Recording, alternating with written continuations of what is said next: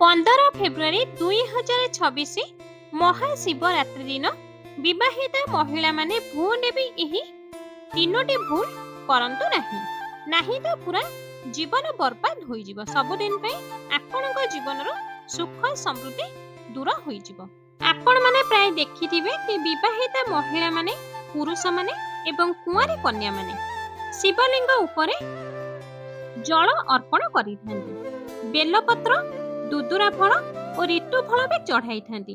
କିନ୍ତୁ ଏମିତି ତିନୋଟି ଭୁଲ ଅଛି ଯାହାକୁ ବିବାହିତା ମହିଳାମାନେ ଆଦୌ କରିବା ଉଚିତ ନୁହେଁ। ଯଦି ସେହି ତିନୋଟି ଭୁଲକୁ କରିଦେଇଥାନ୍ତି ତ ଆପଣଙ୍କୁ ପୁରା ଜୀବନ ସାରା ପସ୍ତାଇବାକୁ ପଡ଼ିଥାଏ।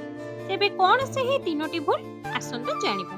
କିନ୍ତୁ ଜାଣିବା ପୂର୍ବରୁ ହେ ପ୍ରଭୁ ଭୋଳା ଶଙ୍କର, ଯିଏ ବି ଆପଣଙ୍କର ଏହି ଭିଡ଼ିଓକୁ ଲାଇକ୍, ଚ୍ୟାନେଲକୁ ସବସ୍କ୍ରାଇବ୍ କରି କମେଣ୍ଟ ବକ୍ସରେ ହର ହର ମହାଦେବ ଲେଖିବେ, ତାଙ୍କ ଜୀବନରୁ ସମସ୍ତ ଦୁଃଖ କଷ୍ଟକୁ ଆପଣ ହରଣ କରିନେବେ।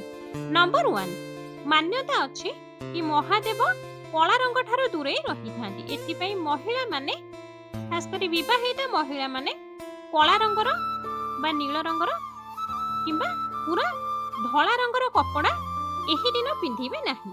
ଏହି ଦିନ ହଳଦିଆ, ଗ୍ରୀନ, ଲାଲ ରଙ୍ଗର କପଡ଼ା ପିନ୍ଧିବେ। ଏହି ରଙ୍ଗ ବହୁତ ଶୁଭ ହୋଇଥାଏ। ତ ଦ୍ୱିତୀୟ ଭୁଲ, ବିବାହିତା ମହିଳାମାନେ ମହାଶିବରାତ୍ରି ଦିନ ପାଦରେ ଗୋଲ୍ଡେନ ରଙ୍ଗର ପାଉଁଜି ବା ଗୋଡ଼ ମୁଦି ଭୁଲରେ ବି ପିନ୍ଧିବେ ନାହିଁ। 3 ନମ୍ବର ଭୁଲ, ମହାଶିବରାତ୍ରି ଦିନ ମହିଳାମାନେ 16 ଶୃଙ୍ଗାର କରି ସଜବାଜ ହୋଇଥାନ୍ତି। କିନ୍ତୁ ଏହି ଦିନ ଭୁଲରେ ବି ଶୃଙ୍ଗାର ସାମଗ୍ରୀ ଅନ୍ୟଠାରୁ ମାଗିକି ଆଣି ପିନ୍ଧନ୍ତୁ ନାହିଁ।